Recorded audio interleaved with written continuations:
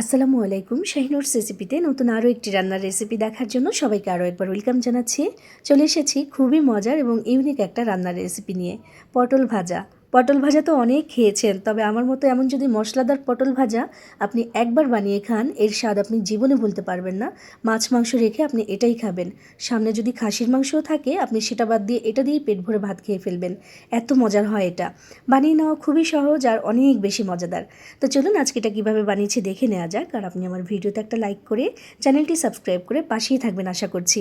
আর হ্যাঁ, আজকাল কিন্তু লাইক দিতে ভুলে যাচ্ছেন। একটা লাইক দিলে কিন্তু টাকা লাগে না, একটা লাইক কিন্তু অবশ্যই দিয়ে দিবেন। তো এখানে আমি নিয়েছি 500 গ্রাম পরিমাণে পটলগুলোকে আলুর মতো ছাড়িয়ে না নিয়ে, মানে খোসা ছাড়িয়ে না নিয়ে আমি এভাবে করে চেঁচে নিচ্ছি।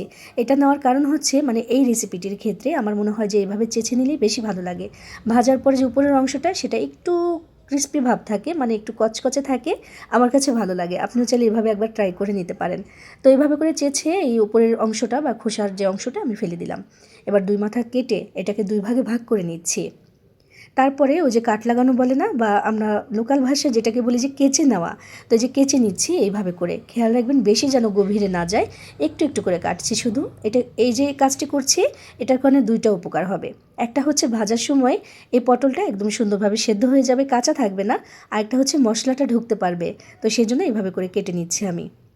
সবগুলো পটল একইভাবে এইভাবে করে চেঁচে তারপর আমি কেটে নেব। আগে একবার ধুয়েছিলাম, পরে আরেকবার ধুয়ে নিতে হবে। ধুয়ে তারপর যে কাট লাগানো অংশগুলো নিচের দিকে রাখলেই কিন্তু পানিটা ঝরে যাবে। পানি ঝরা নিয়ে খুব একটা টেনশনের কিছু নেই। তো এগুলোকে আমি ভালো মতো ধুয়ে নিয়েছি, দেখেন। এবার এখানে যেহেতু ভাজবো, একটু লবণ আর হলুদের গুঁড়া দিতে হবে। তো আমি সেজন্য একটু লবণ দিয়ে দিচ্ছি। আপনি যে পরিমাণ পটল নেবেন সেই হিসেবেই এখানে লবণটা দিবেন। আমি 1 চা চামচের 3 ভাগের 1 ভাগ দিলাম। পরে আবারও লবণ দিতে হবে, আর একটু হলুদের গুঁড়া দিয়ে দিচ্ছি। দিয়ে হাতের সাহায্যে খুব ভালোভাবে ঘষে ঘষে আমি এখানে মাখিয়ে নেব এটাকে, কারণ ভাজতে হবে, এই জন্য একটু মাখিয়ে নিতে হবে সুন্দর করে। পটলের গায়ে যেন পানি না থাকে একটু খেয়াল রাখবেন, কারণ ভাজবো যেহেতু, তখন কিন্তু তেল ছিটতে পারে। এই জন্য একটু ভালো করে আমি এটা করে নিয়েছি। আর দু একটা গায়ে কিন্তু একটু বেশি কাট লেগে গিয়েছিল, ওই যে দেখেন ভেঙেও গেছে মাথাটা, দেখেছেন? একটু খেয়াল করে দেখেন। তো এই জন্য বলেছি কাট লাগানোর সময় একটু খেয়াল করবেন যেন খুব বেশি গভীরে না যায়। এগুলো মাখানো হয়ে গেলে এবার আমি ভাজার জন্য চলে যাব। এখানে দেখেন কী পরিমাণ টেনে দিয়েছি আমি, মানে কাটেনি, একটু টেনে একটু মানে ফাস্ট করে দিয়েছি। বিসমিল্লাহির রহমানির রাহিম। এখানে আমি ভাজার জন্য দিয়ে দিলাম 2 টেবিল চামচ তেল। বেশি একটা তেলও লাগে না, আর পটল কিন্তু খুব একটা তেল টেনে নেয় না। তো অল্প তেলে ভাজা হয়ে যাবে। আর যেহেতু আমি পটল নিয়েছি 500 গ্রাম পরিমাণে, তো একবারই ভাজবো। কেন বলছি, মানে একটু ভাজার জন্য সময় লাগে, 6 থেকে 7 মিনিটের মতো সময় লাগে। তাই বড় সাইজের আমি একটা প্যান নিয়েছি, যেন একবারে সবগুলো টুকরো দিয়ে দিতে পারি।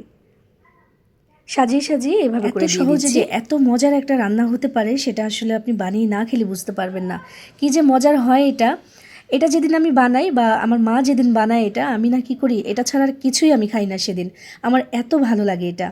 আপনি এটা বানান, আপনারও ভালো লাগবে আশা করছি। তো উল্টে পাল্টে সুন্দর করে ভেজে নিতে হবে। আর এই স্প্যাচুলাটা ব্যবহার করে উল্টে দিতে চাইছিলাম আমি, তবে একটু সুবিধা করতে পারছি না, সেজন্য আমি নিয়েছি একটা কাঁটা চামচ। এটার সাহায্যে উল্টে পাল্টে সুন্দর করে আমি দুইটা পাশে একই রকম করে ভেজে নেব। খেয়াল রাখবো যেন পুড়ে না যায়, এজন্য ঘন ঘন উল্টে পাল্টে দিচ্ছি। এই যে পটল ভাজা, পটল শুধু ভেজে কিন্তু অনেকেই খাই, আমিও খাই মাঝে মধ্যে। তবে এই যে মশলাদার পটল ভাজাটা, এটা যদি আপনি একবার খান, অন্য কোনো পটলের মানে রেসিপি আপনার ভালো লাগবে না। এটাই ইচ্ছে করবে বারবার খেতে। যেমন সহজে হয়েও যায়, আবার মজাও অনেক বেশি। এই জন্য এটাই কিন্তু বারবার খেতে চাইবেন।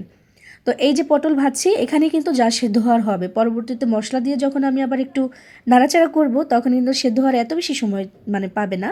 তাই এখানেই ভালো করে ভেজে এটাকে সেদ্ধ করে নিতে হবে। ভাজতে ভাজতেই সেদ্ধ হয়ে যাবে। যে চুলার আঁচটাকে মিডিয়ামের মতোই রেখেছি আমি, তার থেকে বাড়িয়ে দেওয়ার দরকার নেই। দেখেন কালারটা মাশাআল্লাহ কত সুন্দর হয়েছে। একটু খেয়াল রাখবো যেন পুড়ে না যায়, পুড়ে গেলে সৌন্দর্যটাই নষ্ট হয়ে যাবে আর তিতাও হয়ে যাবে। দেখতে পাচ্ছেন উল্টেপাল্টে সুন্দর করে ভেজে নিয়েছি, আর সুন্দর একটা কালারও এসে গেছে। এবার কথা হচ্ছে, এই যে তেলটুকু রয়ে গেল, তেল তো টানেনি। এই তেলে কিন্তু আমি নর্মালি বাসায় রান্নাটা করে ফেলতাম, তবে ওই যে ভিডিও বানাচ্ছি আপনাদের জন্য, দেখতে ভালো লাগবে না, কালো কালো হয়ে আছে। এই জন্যই তেলটা সরিয়ে রেখে দিয়েছি, অন্য কোনো রান্নায় ব্যবহার করব। আর প্যানটাকে আমি একটু ধুয়ে অন্য একটু তেল দিয়ে দিলাম। এখানে আমি এবার 1 থেকে 1.5 টেবিল চামচের মতো তেল দিয়েছি, এর থেকে বেশি তেল লাগবে না। এবার এখানে দিয়ে দিচ্ছি আমি মোটা করে কেটে রাখা পেঁয়াজ কুচি। আমি এখানে 1.5 কাপ পরিমাণে দিলাম। এরপর দিয়ে দিচ্ছি এখানে কাঁচামরিচ ফালি করে রেখেছিলাম 8 থেকে 10টির মতো, তো সেটা দিয়ে দিলাম। একটু ঝালঝাল ভালো লাগে এটা, আপনার যেমন ইচ্ছা আপনি করে নিতে পারেন। আর লবণটা আমি এখনই দিয়ে দিচ্ছি, কারণ ওই যে পেঁয়াজটা একটু মোটা করে কেটেছি না, ওইটা যেন তাড়াতাড়ি নরম হয়ে যায়, সেজন্য আমি এখানে লবণটা এখনই দিয়ে দিলাম। আর মোটা করে কাটার কারণ হচ্ছে এই যে একটা রেসিপি হচ্ছে, এখানে এই পেঁয়াজের যে টেস্ট সেটা খুব ভালো লাগে খেতে। তো চিকন করে কাটলে কিন্তু একদম ভাজা হয়ে দেখা যাবে যে মানে ওই ভাবটা কিন্তু আর থাকবে না। এই জন্য আমি যেটা করেছি মোটা মোটা করে কেটেছি, যেন অনুভব হয় যে পেঁয়াজটা আছে। এমন একটু লাল লাল করে ভেজে নিতে হবে। তো যে দেখেন অনেক বেশি ভাজার দরকার নেই, একটু নরম হয়েছে একটু লাল হয়েছে এমন হলেই কিন্তু চলবে। এবার এখানে আমি কিছু মশলা দেবো, খুবই সামান্য। লবণ তো আগেই দিয়ে দিয়েছি। এবার আমি আধা চা চামচ করে দিয়েছি ধনিয়া জিরার গুঁড়া, এরপর দিলাম একটুখানি হলুদের গুঁড়া আর আধা চা চামচ লাল মরিচের গুঁড়া দিয়ে দিচ্ছি। এবার এই গুঁড়া মশলাটা যেন পুড়ে না যায় তাই দিচ্ছি সামান্য একটু পানি। পানি দিয়েছি আমি এখানে মাত্র 1.5 টেবিল চামচ পরিমাণে, বেশি দিইনি। কারণ মশলার পরিমাণ যতই কম হোক না কেন মশলাটা তো কাঁচা, গন্ধ থেকে যাবে, তাই এইটার মধ্যে একটু পানি দিয়ে আমি একটু ভাজা ভাজা করে নিচ্ছি। পানি থাকা অবস্থায় এখানে কোনোভাবেই ওই পটলটা দেওয়া যাবে না, কারণ ওই যে আমি খোসাটা যে চেঁচে নিলাম যেন একটু কচকচে একটু মুচমুচে টাইপের থাকে, মুচমুচে না আসলে একটু কচকচে টাইপের থাকে, তো সেই ভাবটা পানি পেলে নষ্ট হয়ে যেতে পারে। তাই এখানে মশলাটা একদম ভাজা ভাজা করে নিয়ে তারপর দেব আমি সেই পটলটা। তো দেখেন এখানে কিন্তু পানি বলতে আর তেমন কিছুই নেই, একদম ভাজা ভাজা করে নিয়েছি আমি। এবার এখানে আমি ভেজে রাখা পটলগুলো দিয়ে দেব। বিসমিল্লাহির রহমানির রাহিম।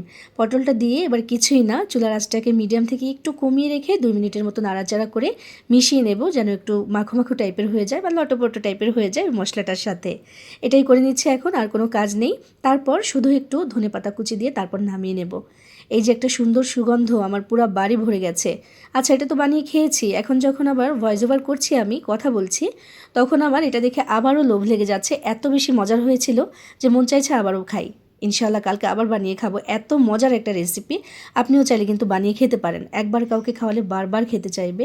আর যে বললাম মাছ মাংস যদি সামনেও থাকে আপনি এটা দিয়ে পেট ভরে ভাত খেয়ে ফেলবেন। কাউকে খাওয়ালে কিন্তু বারবার খেতে চাইবে, বলবো আরও একবার বানিয়ে দেওয়ার জন্য।